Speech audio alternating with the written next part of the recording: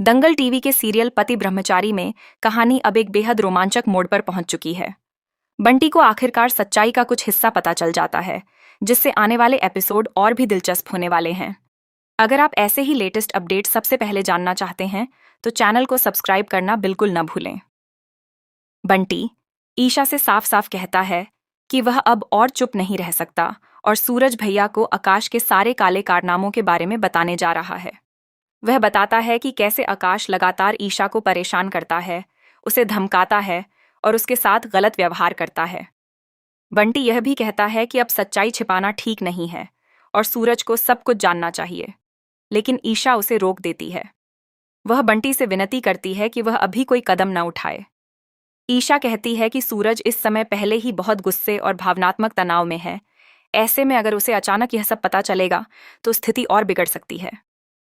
ईशा बंटी को भरोसा दिलाती है कि वह सही समय आने पर खुद सूरज को पूरी सच्चाई बताएगी और किसी भी गलत को छुपाने नहीं देगी। इसी बीच आकाश चुपके से उनकी पूरी बातचीत सुन लेता है। जैसे ही बंटी वहां से चला जाता है, आकाश ईशा के पास आता है और उसे डराने धमकाने लगता है।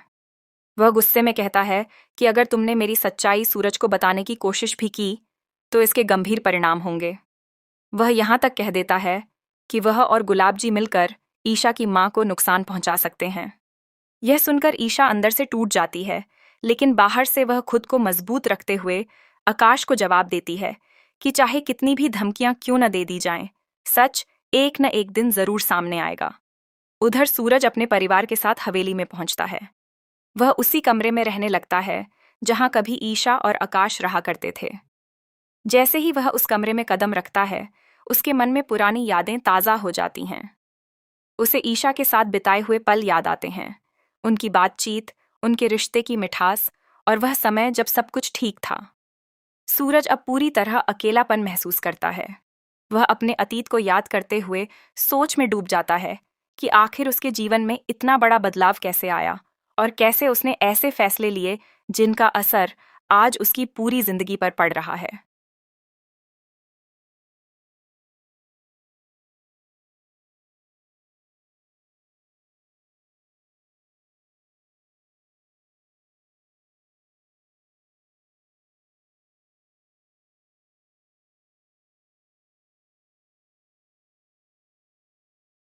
इसी दौरान कहानी में एक बड़ा और चौंकाने वाला ट्विस्ट सामने आता है। सूरज अब एक आईएएस अधिकारी बन चुका है, लेकिन यह बात अभी तक गुलाब को बिल्कुल भी पता नहीं है।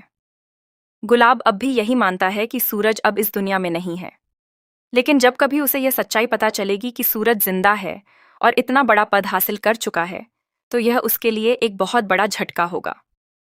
सूरज ने ईशा और आकाश के परिवार को हवेली से निकालकर अपने पुराने घर में भेज दिया है।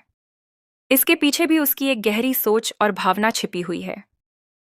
वह चाहता है कि ईशा उस जगह पर रहे जहां उसे सुकून मिलता है।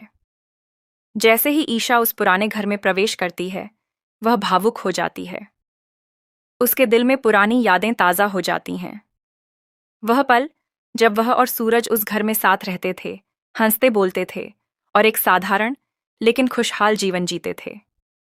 अब आगे की कहानी और भी ज्यादा दिलचस्प होने वाली है।